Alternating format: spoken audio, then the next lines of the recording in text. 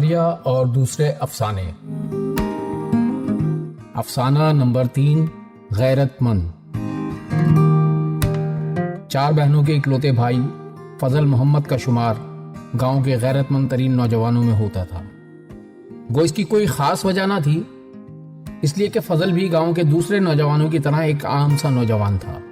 بس یہ محض اتفاق تھا کہ ایک بار گاؤں کی 2 جوان لڑکیاں، جن میں فضل کی بہن کی ایک سہیلی بھی شامل تھی، کنویں سے پانی بھر کے واپس آ رہی تھی کہ پڑوسی گاؤں کے ایک بدماش نوجوان نے انہیں چھیڑنے کی کوشش کی۔ لڑکیوں نے شور مچا دیا اور فضل جو قریب ہی اپنے ماموں کے کھیت میں پانی دے رہا تھا، یہ شور سن کر موقع پر پہنچ گیا اور اس نے نوجوان کی خوب پٹائی کی۔ شور و غل سن کر گاؤں کے چند دیگر افراد بھی وہاں پہنچ گئے، اور جب انہیں ساری بات کا علم ہوا تو انہوں نے فضل محمد کی غیرت اور ہمت کی بڑی تعریف کی۔ شام تک کی خبر گاؤں کے ہر گھر میں پہنچ چکی تھی۔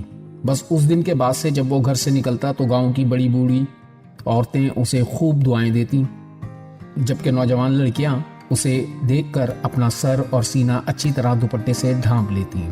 وہ جب اپنی نگاہیں نیچی کر کے ادب سے اسے سلام کرتی تو فضل کا کشادہ سینہ اور چوڑا ہو جاتا۔ گاؤں کی تمام عورتوں کے لیے وہ سگے بھائی اور بیٹے کی مانند تھا، سوائے اپنے ماموں کی بیٹی آمنہ کے۔ اس واقعے کے 2 سال بعد ہی فضل کی شادی آمنہ سے اور اس کی سب سے بڑی بہن کی شادی آمنہ کے بھائی سے ہو گئی۔ فضل محمد کے پاس گاؤں میں اپنی کوئی زمین نہ تھی۔ وہ سارا سال دوسروں کی زمینوں پر محنت مزدوری کر کے اپنا اور اپنے گھر والوں کا پیٹ پالتا۔ اس کی سب سے بڑی پریشانی یہ تھی کہ ابھی اسے اپنی دیگر 3 بہنوں کی شادیاں بھی کرنی تھی۔ اسی لیے جس دن اسے گاؤں کے ایک نوجوان چودھری نذیر کے ولایت جانے کی خبر ملی، اسی دن اس نے دل میں ٹھان لیا کہ چاہے کچھ ہو وہ ولایت ضرور جائے گا۔ 1 سال کے اندر ہی اس کی یہ خواہش اس وقت پوری ہو گئی جب چودھری نذیر 3 پیس سوٹ پہنے، ٹائی اور دھوپ کا چشمہ لگائے، تحفوں سے لدا پھندا چھٹیوں پر گاؤں واپس آیا۔ اس کے 1 ماہ بعد ہی فضل محمد نذیر کے ہمراہ ڈنمارک کے دارالحکومت کوپن ہیگن پہنچ گیا۔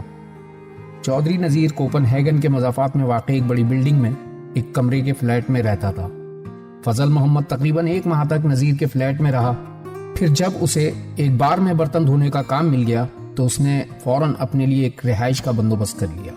بات یہ نہ تھی کہ اسے نذیر کے ساتھ رہنا پسند نہ تھا، بلکہ مشکل جب ہوتی جب نذیر ہفتے میں 1 آدھ بار اپنے ساتھ کسی ڈینش لڑکی کو گھر لے آتا۔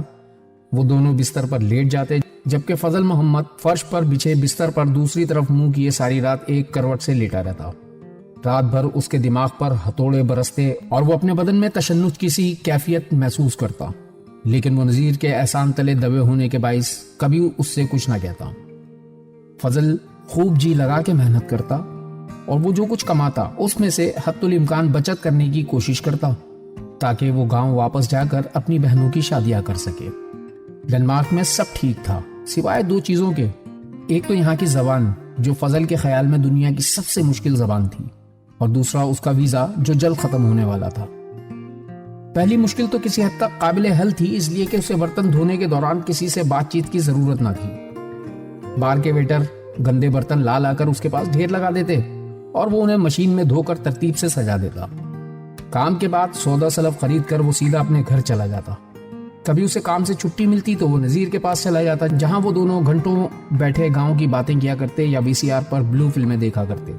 لہذا زبان نہ جاننے کے باوجود فضل کا کام چلتا رہتا، لیکن مسئلہ ویزے کا تھا جو خاصا ٹیڑھا تھا۔ تاہم اس کا حل بھی نذیر ہی نے اسے سجھایا۔ نذیر کے بقول اس مسئلے کا ایک ہی حل تھا، اور وہ یہ کہ فضل کسی ڈینش لڑکی کو شادی کے لیے تیار کر لے تاکہ اس کا پکا ویزا لگ سکے۔ جو مشورہ نذیر نے اتنی آسانی سے دے دیا، فضل کے لیے اس پر عمل کرنا اتنا ہی مشکل تھا۔ اول تو وہ نہ صرف پہلے سے شادی شدہ تھا بلکہ 2 بیٹیوں کا باپ بھی تھا۔ دوسرے، اگر وہ شادی کرنا چاہے بھی تو بھلا کون سی ڈینش لڑکی اس سے شادی کے لیے تیار ہوتی؟ تاہم مرتا کیا نہ کرتا کہ مصداق فضل نے اس مشورے پر سنجیدگی سے غور کرنا شروع کیا۔ فضل ڈنمارک میں صرف ان لڑکیوں کو جانتا تھا، بلکہ جانتا بھی کیا تھا، صرف واقف تھا جو بار میں بطور ویٹر کام کیا کرتی تھیں۔ بار میں کام کرنے والی اکثر لڑکیوں کے بوائے فرینڈز پہلے ہی سے موجود تھے۔ تاہم ایک فربا بدن لڑکی گریتے کے بارے میں فضل کو پورا یقین تھا کہ اس کا کوئی بوائے فرینڈ نہیں ہے۔ اس کے بعد فضل نے یہ معمول بنا لیا کہ جب بھی گریتے گندے برتن لے کر اس کے پاس آتی وہ اس کی طرف مسکرا کر دیکھتا اور اسے ہائے ضرور کہتا۔ شروع میں تو گریتے اس پر کوئی خاص توجہ نہ دیتی، تاہم آہستہ آہستہ وہ بھی اسے مسکرا کر ہائے کہنے لگی۔ بار کی ایک روایت یہ تھی کہ سال میں ایک دفعہ کرسمس سے قبل بار کا مالک یہاں کام کرنے والے تمام افراد کی دعوت کرتا۔ اس دن سارا کھانا پینا مفت ہوتا ہے۔ اس بار میں ہونے والی دعوت میں مختلف ملازمین نے مہمانوں کا دل بہلانے کے لیے مختلف چیزیں پیش کی۔ کسی نے گانا گایا تو کسی نے لطیفہ سنایا، جبکہ بار میں کام کرنے والے ایک ویٹر نے مالک کی نقلیں اتاری۔ اس کے بعد موسیقی بجائی گئی جس پر دیر تک رقص ہوتا رہا۔ موٹی توند اور گنجے سر والا مالک بار کی سب سے خوبصورت ویٹریس کے ساتھ باہوں میں باہیں ڈال کر دیر تک رقص کرتا رہا، جبکہ فضل محمد ایک کونے میں خاموشی سے بیٹھا کوکا کولا پیتا رہا۔ اول تو اسے رقص کرنا ہی نہ آتا تھا، دوسرے یہ کہ اسے معلوم تھا اگر وہ رقص کرنا چاہے بھی تو کوئی لڑکی اس کے ساتھ رقص کرنے کے لیے تیار نہ ہوگی، اور اکیلے رقص کرنے کا مطلب اپنا مذاق اڑوانے کے مترادف تھا۔ فضل نے دیکھا اس محفل میں اس کے علاوہ ایک شخص اور بھی تھا جس نے اس رات رقص نہ کیا، یا یہ کہ جسے کسی نے رقص کی دعوت نہ دی۔ یہ گریتے تھی جو فضل کی میز سے دور اپنی چند ویٹر سہیلیوں کے ساتھ بیٹھی شراب پی رہی تھی۔ شاید گریتے اپنے موٹاپے کے باعث رقص کر کے اپنا تماشا نہیں بنوانا چاہتی تھی، اور نہ ہی کوئی دوسرا اسے رقص کی دعوت دے کر یہ خطرہ مول لینے کے لیے تیار تھا۔ فضل نے وہیں اور اسی وقت ایک فیصلہ کر لیا۔ لہٰذا محض یہ اتفاق نہ تھا کہ جب رات گئے یہ تقریب اپنے اختتام کو پہنچی تو فضل اپنی سیکنڈ ہینڈ گاڑی میں بیٹھا گریتے کے باہر نکلنے کا انتظار کر رہا تھا۔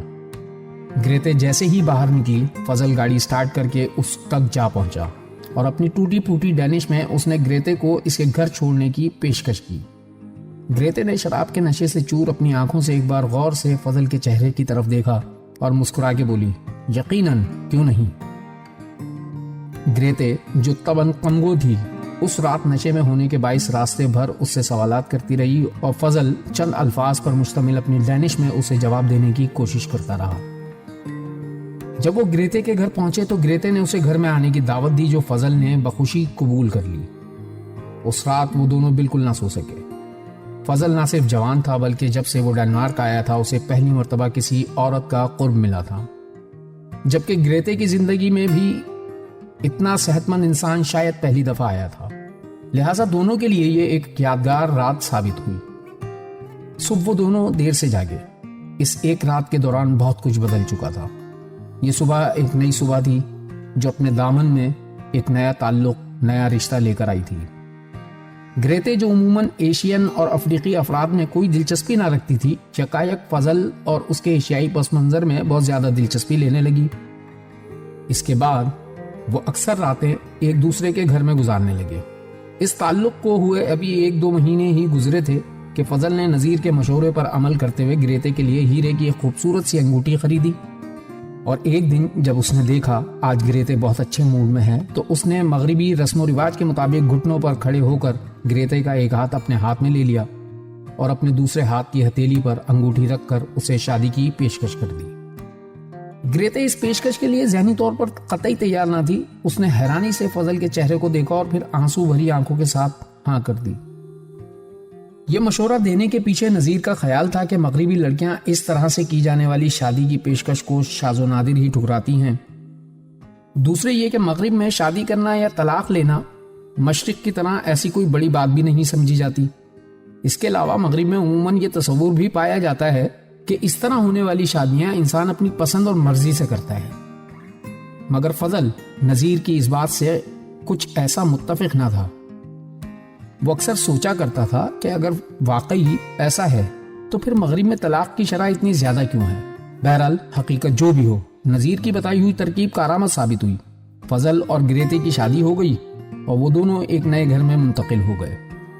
شادی کے ابتدائی سالوں میں فضل اور گریتے کے مابین کافی ہم آہنگی رہی۔ اس دوران ان کے 2 بچے بھی ہو گئے جن کا نام انہوں نے دانیال اور سارا رکھا۔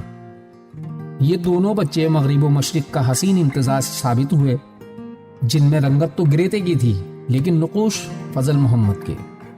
فضل اپنے بچوں سے بہت پیار کرتا، تاہم انہیں خوش دیکھ کر اسے پاکستان میں موجود اپنی 2 بیٹیاں یاد آ جاتی، جن کے بارے میں وہ یہ سوچ کر اداس ہو جاتا کہ وہ دونوں اس کی پدری شفقت سے محروم ہیں۔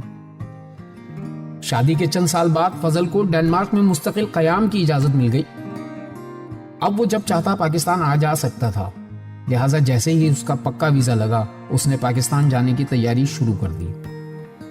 جب اس نے پاکستان جانے کا ارادہ کیا تو گریتے نے بھی اس کے ساتھ جانے کی خواہش کا اظہار کیا، جسے فضل نے پاکستان میں گرمی زیادہ ہونے اور بیماریوں کے خدشات وغیرہ جیسے بہانے بنا کر ٹال دیا۔ پاکستان جا کر اس نے بڑی دھوم دھام سے اپنی 2 بہنوں کی شادی کر دی۔ ڈنمارک میں قیام کے دوران اس کی دونوں بیٹیاں کافی بڑی ہو چکی تھیں۔ 1 ماہ کی چھٹیاں پاکستان میں گزارنے کے بعد وہ واپس ڈنمارک چلا آیا اور زندگی دوبارہ اپنی ڈگر پر چل پڑی۔ تاہم اگلے چند سالوں کے دوران فضل نے محسوس کیا کہ اب اس کے اور گریتے کے تعلقات میں وہ گرم جوشی نہیں رہی جو شادی سے پہلے ہوا کرتی تھی۔ آہستہ آہستہ ان کے تعلقات میں سرد مہری آتی جا رہی تھی۔ یہ سرد مہری اکثر چھوٹے موٹے جھگڑوں میں تبدیل ہو جاتی۔ اسے گریتے سے اور گریتے کو اس سے متعدد شکایات پیدا ہو گئی تھیں۔ مثلا گریتے کو شکایت تھی کہ فضل اب زیادہ وقت گھر سے باہر گزارتا ہے، جبکہ فضل کا خیال تھا کہ گریتے اب گھر کے کام کاج سے جی چرانے کے باعث اور زیادہ موٹی ہو گئی ہے۔ غرض یہ لاوا اندر ہی اندر پکتا رہا، اور جب ایک رات گریتے نے فضل کے ساتھ ہم بستری کرنے سے صاف انکار کر دیا تو دونوں میں خوب تو تڑاک ہوئی، جس کے بعد گریتے نے فضل کو اس کمرے سے نکل جانے اور جا کر دوسرے کمرے میں سونے کے لیے کہا۔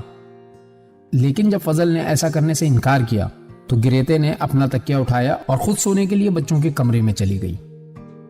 اس رات کے بعد گریتے نے اکثر فضل سے طلاق کا مطالبہ کیا، تاہم وہ نرمی سے اسے سمجھاتا رہا، لیکن جب گریتے پھر بھی نہ مانی تو اس نے پیشکش کی کہ اگر وہ اس کے ساتھ سونا نہیں چاہتی تو کوئی بات نہیں، وہ آئندہ الگ الگ کمروں میں ہی سویا کریں گے، جبکہ گھر کے اخراجات تو وہ شادی کے پہلے ہی دن سے آدھے آدھے بانٹا کرتے تھے۔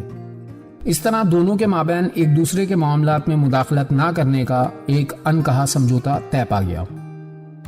فضل جانتا تھا کہ گریتے طلاق کا مطالبہ کیوں کر رہی ہے۔ دراصل اسے یہ بات معلوم تھی کہ اس ملک میں بچوں والی تنہا ماؤں کو حکومت کی طرف سے خصوصی امداد ملتی ہے، جبکہ باپ کو بھی اپنی تنخواہ کا ایک معقول حصہ بچوں پر اٹھنے والے اخراجات پورے کرنے کے لیے ماں کو دینا پڑتا ہے۔ گویا طلاق کی صورت میں فضل نہ صرف اپنے بچوں سے محروم ہو جاتا بلکہ مالی طور پر بھی وہ سراسر گھاٹے میں رہتا، لہٰذا وہ اس شادی برقرار رکھنے کی خاطر سب کچھ سہنے کو تیار تھا۔ فضل محمد عموماً کام سے رات گئے گھر واپس آیا کرتا تھا، لیکن ایک دن وہ خلاف معمول چھٹی لے کر جلد ہی گھر آ گیا۔ جب وہ گھر میں داخل ہوا تو گریتے کے کمرے کی روشنی جل رہی تھی اور اندر سے کسی مرد کے ہنسنے کی آواز آ رہی تھی۔ ایک لمحے کے لیے اس کے خون میں ابال آ گیا۔ وہ تیزی سے گریتے کے کمرے کی جانب بڑھا، لیکن جیسے ہی وہ دروازے تک پہنچا کمرے سے آنے والی مانوس آواز نے اس کے قدم روک دیے۔ آواز سن کر اس کے بدن میں سنسنی سی دوڑ گئی۔ یہ نذیر کی آواز تھی۔ فضل محمد، جسے کبھی گاؤں کا سب سے غیرت مند نوجوان سمجھا جاتا تھا، دبے پاؤں چلتا ہوا اپنے کمرے میں داخل ہوا اور اس نے آہستہ سے بغیر آواز کیے اپنے کمرے کا دروازہ بند کر دیا۔